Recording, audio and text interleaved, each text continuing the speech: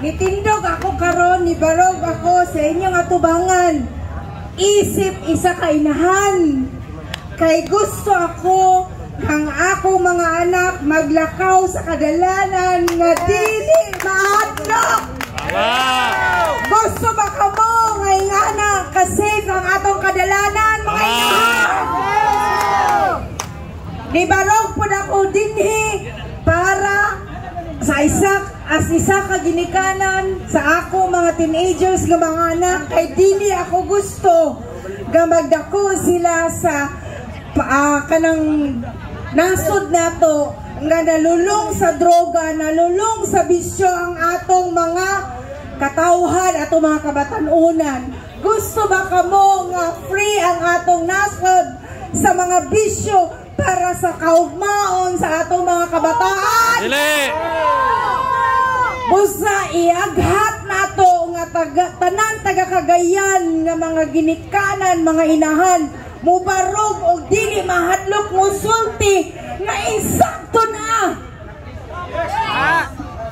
Insakto na para na ay mahayag nga kaugmaon ang atong mga kabataan. Tama. Tubag! Tama. Isinggit nato ang kusog nato nga mga tingog. Protektahan nato ang atong mga kabatanunan. Gusto ba mo, ana? Tama. BBM resign! Kung magbiyahe ko sa Manila, gikan sa Manila, gabi na kayo, hayag kaayo ang Luzon. Pagtugpa nato sa Lagindingan, haskang ngit-ngita. Tama. Insakto na, kinahanglan ang Mindanao na ay progreso. Tama. Sakit nato sa Tibuok, Cagayan, Tibuok, nasod unsa? BBM resign! BBM resign! BBM resign! BBM resign! BBM resign!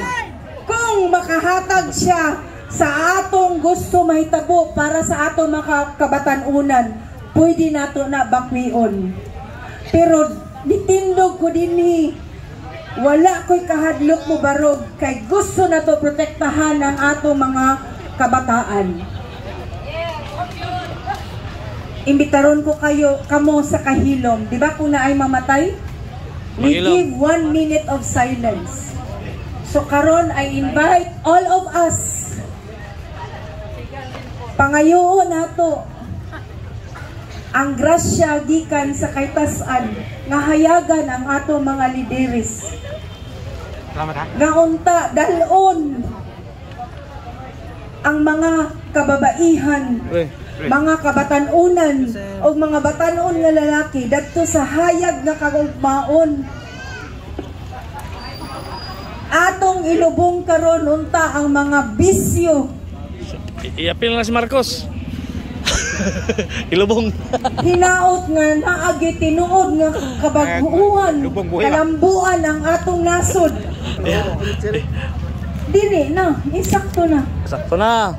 BBM resign. Kinahanglan na atay disiplina. Bulsa agahaton ko kamo karon nga atong kantahon ang kanta nga bayan ko. Yes, okay. Atong ipadungog sa tibuok nasod nga kita nga taga Cagayan nahigugma pa sa atong nasod. Tama. Sa inyong makaya, sa inyong kusog, kantahon nato ang kanta nga bayan ko. Hinaot paunta nga ang atong mga lideres sa nasyonal dili ipanghatag ang atong mga opisyalis nga naghago. Grabe ang pagpalangga sa mga OFWs. Grabe ang pagpalangga sa mga babae. Grabe ang pagpalangga, no? At mo sa Davao, kompleto ang pasilidad para sa mga biktima sa mga pag-abuso. Mga bata nga mga na-cancer, anaay pasilidad tanan. And that is what we want to demand from our national leaders. Dili kay magsigig ayuda, mura sa mga pungkol. Tama. Busa katong mga kuan, katong naapang mga ginikanan, mga inahan, kinahanglan. Ato nang ipadungog ang atong mga tingog. Sige. Alang sa atong mga anak. Sige. Kay dili ako gusto sa nasod nga, miski ang mga lideres na ay. Na lang ta. Kabalo naman tatanan. Bangag. So, ay, ready na ang kanta. Ako Yeah. kamong aghaton, palihog lang, katong nasa kilid-kilid, even katong nagpahilot. Ito nagpaipi na, nagpaipi. Atong pinakakusog nga tingog, ato ning ipadungog sa tibuok nasod.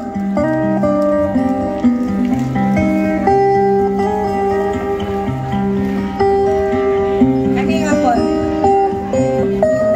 Atong mga lights siguro sa atong cellphone, atong Pwede pataas ang mga cellphone with Cellphone. Inaot nga ang kahayag sa atong cellphone, mahayag po ang mga una-una sa atong mga lideres. Iampo na to sila. Nga madunggan nila ang mga tingog sa mga pobre. Tama.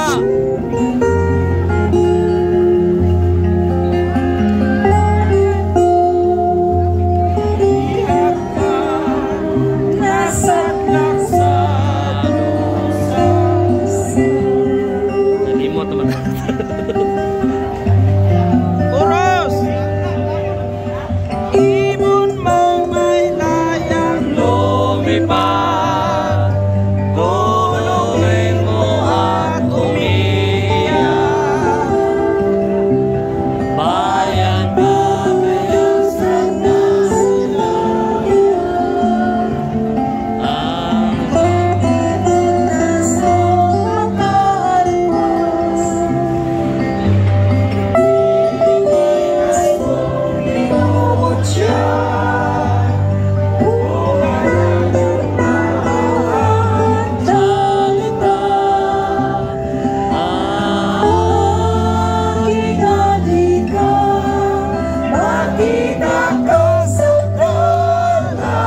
balik.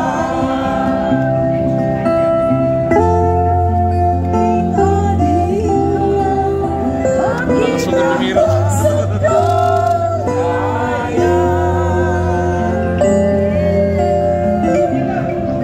Daghang salamat. Alright, thank you so much, ma'am. Wala naman kayo ka-adlib dari, oy.